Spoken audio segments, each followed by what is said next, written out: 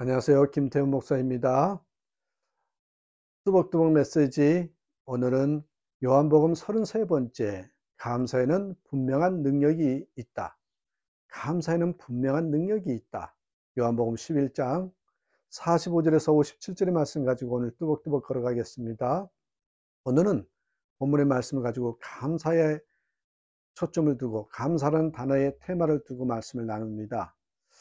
제가 나름 생각해 보면 오늘 우리가 살아가는 이 시대, 이 시대는 어떤 시대일까라고 얘기를 하자면 한마디로 감사가 점점 소멸되어지는 시대, 감사가 사라지는 시대에 우리가 살고 있다, 이런 생각이 듭니다. 은혜를 구하는 사람은 많지만 또 한편으로는 그 은혜를 기억하는 사람은 생각보다 많지 않습니다. 여러분 너무나도 잘 아시는 말씀 있죠. 데살로니가전서 5장 18절에 범사에 감사하라. 이는 그리스도 예수 안에서 너희를 향하신 하나님의 뜻이다. 하나님의 뜻 하지만 하나님의 뜻이 무엇이래요? 예수 안에서 항상 감사하는 것, 범사에 감사하는 것이랍니다. 여기에 범사, 이거는 모든 상황, 이런 뜻이잖아요. 우리가 처한 상황이나 형편과 상관없이 감사해야 한다는 것입니다. 행복할 때, 기쁠 때, 잘 될 때만 감사하는 것이 아니라 낙심이 되는 상황에서도, 탄식할 수 있는 상황에서도, 또 그럴 수밖에 없는 상황에서 도저히 감사할 수 없는 그런 상황에서도 오늘 본문에 또한 말씀 속에서는 감사해야 한다는 것입니다. 특별히 오늘 본문을 통해서 우리는 감사가 우리 삶에 얼마나 큰 능력이 되는지를 보여주고 있습니다. 41절에 돌을 옮겨 놓으니 예수께서 눈을 들어 우러러보시고 가라사대 아버지여 내 말을 들으신 것을 감사하나이다. 예수님의 감사는 죽은 자가 살아난 후에 감사하는 상황이 아니라 죽은 지 나흘이 되어 썩는 냄새가 풍기는 무덤 앞에서 모습이죠. 도저히 감사할 수 없는 상황. 그러나 주님은 하나님께서 내 말을 들으실 것을 감사하나이다 라고 기도하십니다. 아직 응답되지 않았지만 하나님께서 이미 응답해 주셨다고 믿고 감사하신 것입니다.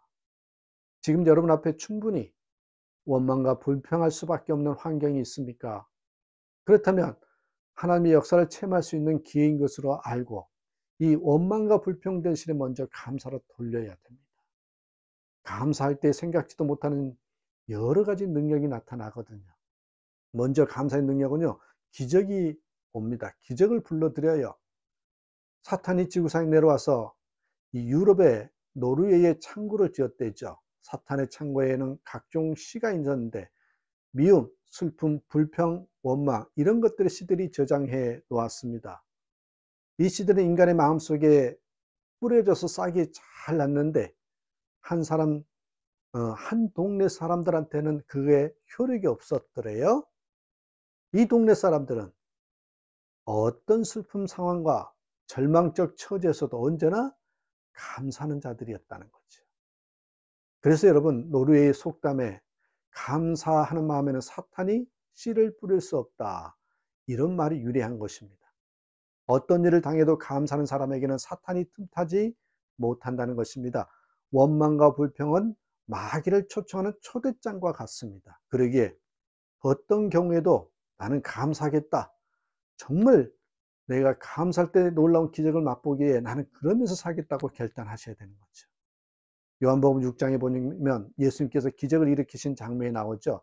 저녁 때쯤 돼서 사람들이 배고픔을 느끼게 되자 안드레가 어린아이의 떡 5개와 물고기 2마리를 가지고 오죠. 그때 예수님이 축사하셨다 그랬어요. 여기서 축사란 말은 기브 땡크입니다. 감사의 기도를 의미합니다. 예수님의 감사 기도는 보세요, 놀라운 역사를 일으켰죠. 성경은 저희가 배부른 후에 남은 조각을 거두니 12바구니가 찼다라고 했습니다. 여러분 감사의 능력입니다. 기적을 구한 기도가 아니라 단순한 감사의 기도가 불러일으킨 기적입니다. 그러기에 오병이어의 기적은요, 감사의 결과입니다. 41절에서도 예수님은 죽은 지 나흘이 되는 나사렛 무덤을 찾아가서 돌문을 옮겨놓고 기도하시잖아요. 아버지여 내 말을 들으신 것을 감사하나이다. 예수님은 죽음을 앞에 놓고 먼저 하나님께 그런 감사 기도를 드렸습니다. 신실하신 하나님은 먼저 감사할 때 기도가 이루어지게 하십니다. 이게 영적인 원리입니다. 그랬더니 죽었던 나사로가 살아났습니다. 슬피 울던 자들이 기뻐하면서 울었습니다. 뭐예요? 감사의 기도가 불러일으키는 기적의 모습입니다. 기적이 나와요. 감사의 능력에. 두 번째, 사단을 물리칠 수 있습니다. 머린 캐러더스의 찬양을 통한 영적 능력, 이런 책에 나온 내용인데요. 미국의 사업가의 10살 난 딸에게 귀신이 들어갑니다. 아이는 동생을 미워하면서 눈에 띄기만 하면 마구 때려요. 몇 년 동안 병원을 다녀도 낫지 않습니다. 그러다가 머린 캐러러스 목사님을 만나게 되었어요. 목사님은 그들에게 말합니다. 당신들은 하나님께 무엇을 알게 하시려 이 아이를 주셨는지 먼저 깨달아야 합니다. 그것은 당신의 가정에 가장 필요한 은혜와 축복을 주시려는 것입니다. 이제부터는요, 진심으로 감사하고 찬양하십시오. 그렇게 얘기하더래요. 캐러더스 목사님의 말씀이 처음에는 이해가 되지 않았지만 그들은 2주 동안 계속 감사하고 찬양했습니다. 그런데 아이의 상태가 나아지기는커녕 더 발작합니다. 그래도 포기하지 않고 감사와 찬양을 계속했습니다. 하루는 그 아이가 화분을 들고 들어오더니 웃으면서 방바닥에 깨뜨립니다. 흙과 화초와 화분 조각이 방바닥에 흩어졌죠. 그때 부모는 기겁을 하고 놀랐지만 오히려 주님 감사합니다. 저희를 깨닫게 하여 주신 것을 감사합니다 하고 찬양을 했어요. 그 순간 귀신이 떠나고 아이가 깨끗해진 것입니다. 자, 감사와 찬송은 사탄을 물리치는 능력이 있습니다. 그러므로 감사할 수 없는 상황이라 할지라도 결단하셔야 돼요. 나는 억지로라도 찬송하고 감사하면서 살겠다고. 그러면 하나님의 역사가 나타납니다. 여러분, 감사와 찬송은 이 사단을 정복하는 최고의 무기이기 때문에 그렇습니다. 신령한 무기가 바로 감사입니다. 마귀와 싸우는 가장 신령한 무기가 감사입니다.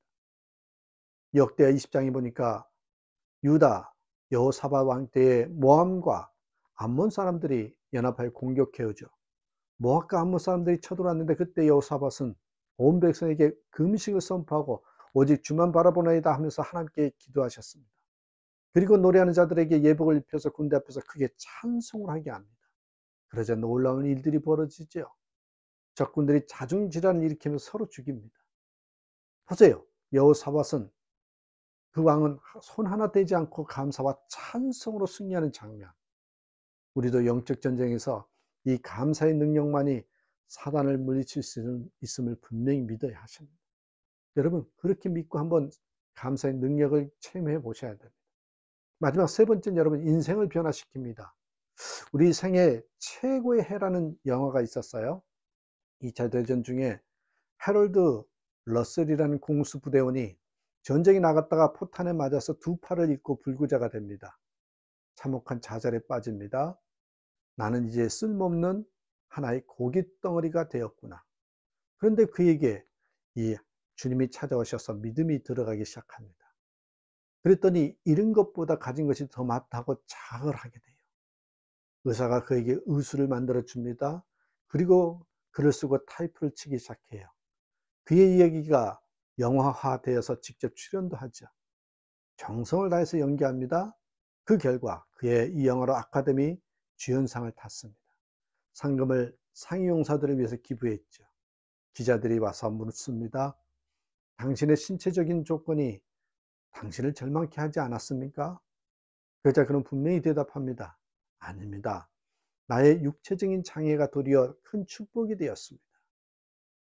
여러분도 잃어버린 것을 계산할 것이 아니라 남아있는 것을 생각하고 감사하면 잃은 것의 10배를 보상받을 수 있습니다. 그렇게 이야기하더랍니다.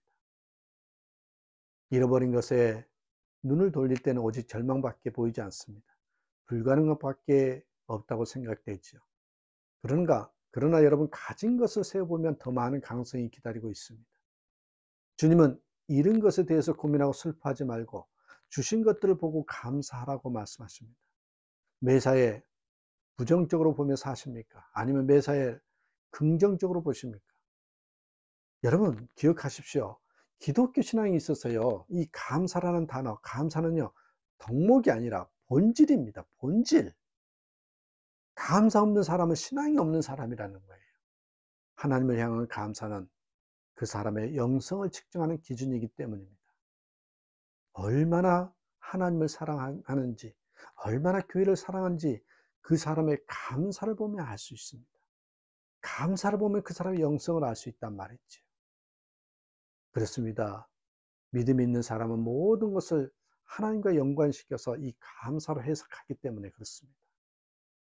그러나 믿음이 없는 사람은 매사를 이 인간적인 눈으로 보고 판단하기 때문에 불평과 불만과 원망이 쌓여가는 거죠. 감사와 불평은 아십니까? 여러분, 할수록 커져가요. 감사를 할수록 감사의 조건이 커지고 불평할수록 불평할 일들이 점점 많아지는 거예요. 우리는 하나님의 은혜를 입은 다음에 무엇을 심고 가꾸고 있는지, 그리고 어떤 열매를 맺고 있는지 점검해야 합니다. 그리고 구원을 얻은 후에 구원을 얻기 전과 달라진 것이 무엇이 있는지 찾아서 그것을 감사하는, 여러분, 도구로, 감사하는 기간으로 삼아야 합니다. 왜요? 언제나 하나님은 감사하는 사람을 기뻐하시고 감사하는 사람에게 능력을 더 베풀어 주시기 때문에 그렇습니다. 이것을 잊지 않는 저와 여러분 되시기를, 감사의 능력을 체험하는 우리의 삶이 되시기를 주님의 이름으로 축복합니다. 감사합니다.